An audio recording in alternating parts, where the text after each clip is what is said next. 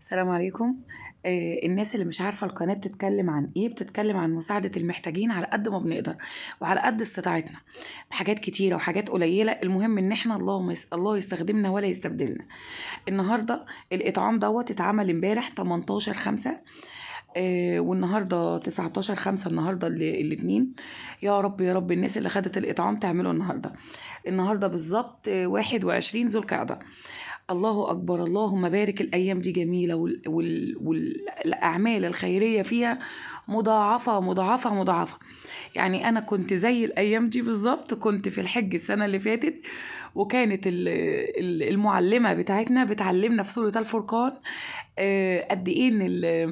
قد ايه مناسك الحج، والايام ديت فيها الاجر فيها مضاعف، ومضاعف بايه؟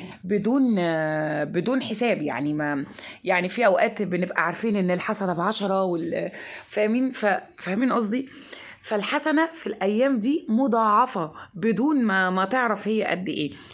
فبصراحه ذكي اللي يعمل حسنة في الأيام دي، وذاك اللي يطلع صدقات واللي يجري في الأعمال الخيرية. والله أكبر، اللهم بارك. في صحابي هم ناس قليلة شوية، يعني حوالي 102 103.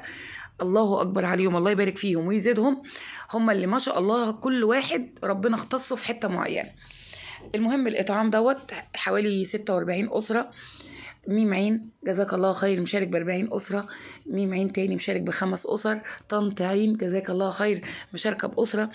عايزة أقول لكم على حاجة، يعني أنا مثلا بنزل حاجة معينة كده على جروب الواتساب، يلا يا جماعة عندنا كذا، فما لاقيش الناس كلها جارت عليها. لأ، ربنا سبحانه وتعالى مخلي ناس مثلا تحب العلاج قوي، انا شايفة ان انا هاخد حسنة من العلاج. ناس تانية انا شايفة ان انا هاخد حسنة في البامبرز.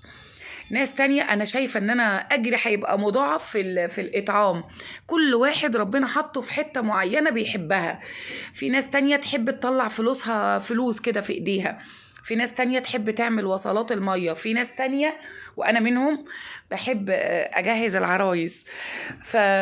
وهكذا وهكذا. يعني انا اكتر حاجة بحبها قوي قوي قوي قوي قوي، واحب اعملها قوي واشارك فيها وصلات المية طبعا، جهاز العرايس، الإطعام، البامبرز. ليه بقى؟ لأن عشت كل التجارب دي. طبعا وصلات المية لأ، يعني عشت تجربة الجوع، عشت تجربة ان انا عايزة اتشور ومش عارفة اتشور، عشت تجربة البامبرز لوالدي وهو كان بيموت وانا مش قادرة اجيبه، يعني ما كانش معايا، كنت كل شوية كنت بعد الباكت خلص منه قد ايه وقد ايه عشان الحق اجيب اللي بعده. ما كنتش عارفه اجيبه ازاي مع كل المصاريف اللي كانت عليا.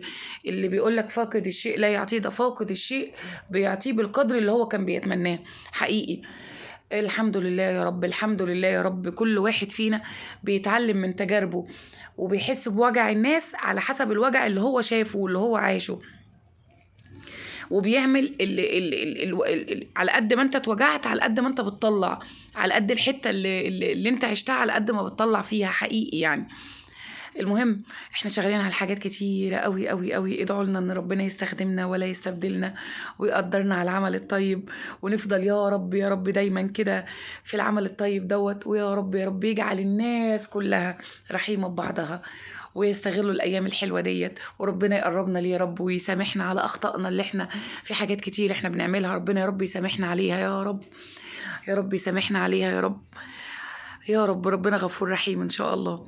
كل الناس اللي بتشجعني على العمل الطيب جزاكم الله خير الجزاء، جزاكم الله خير الجزاء. ربنا يا رب يستخدمنا ولا يستبدلنا، ويجعل لينا للجنة في الجنة نصيب. اللهم امين.